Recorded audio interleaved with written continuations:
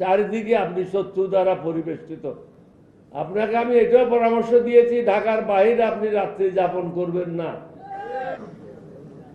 আগেও বলেছি, আজকেও বলে যেতে চাই, আপনি চতুর্দিকে শত্রু রেখে দেশ পরিচালনা করতে পারবেন না।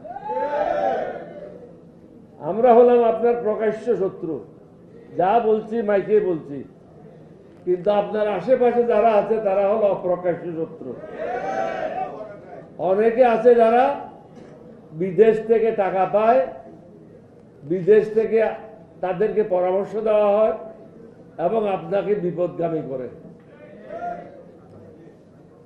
আপনার প্রথম এবং প্রধান কাজ হচ্ছে বাংলাদেশে যারা বিদেশি গুপ্তচর আছে তাদেরকে বের করা। তাদের দ্বারা আপনি ক্ষতিগ্রস্ত হচ্ছেন, দেশ ক্ষতিগ্রস্ত হচ্ছে। এখানে যে সংস্কারের কথাগুলি হচ্ছে, আমার মনে হয় বেগম জিয়ার ছেলে হিসেবে, শহীদ রাষ্ট্রপতি জিয়ার ছেলে হিসেবে এটা উদ্যোগ নিয়ে আপনার করা উচিত। আপনি ইতিহাসের একজন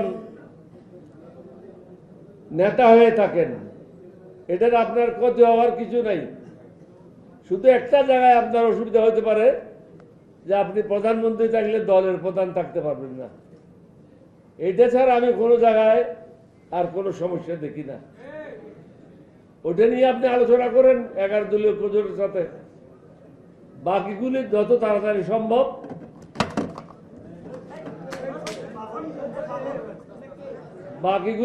তাড়াতাড়ি সম্ভব সংসদে আপনি এগুলি পাশ করে দেন। কারণ এগুলি যদি পাশ না করেন আপনি ক্ষতিগ্রস্ত হবেন। এখানে পরিষ্কার ভাষায় প্রত্যেক বক্তা একটা কথা বলে গেছেন যে আমরা ক্ষান্ত হওয়ার পাত্র নই। হয়তো আলাপ আলোচনার মাধ্যমে হবে, না হলে বল প্রয়োগের মাধ্যমে হবে। আলাপ আলোচনার মাধ্যমে শেষ করাটা বাঞ্ছনীয়, কারণ আপনার অনেকগুলি সমস্যা আছে। যেমন আপনার দেশের আইন শৃঙ্খলা ভালো না,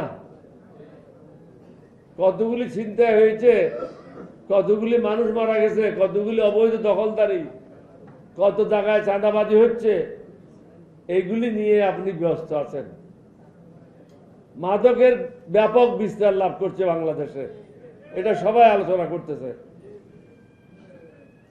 এবং অর্থনৈতিক অবস্থা ভালো না, নতুন বিনিয়োগ আপনি পাচ্ছেন না। এতগুলি জিনিস একসাথে আপনি আপনার এই কাঁচা প্লেয়ারকে দিয়ে খেলতে পারবেন না। যারা আপনার সাথে আছে তারা হলো ওই যে আপনি যদি স্কুলের সাথে তুলনা করি, হেড ক্লার্ক হয়ে গেছে হেডমাস্টার, ডেপুটি সেক্রেটারি হয়ে গেছে মন্ত্রী।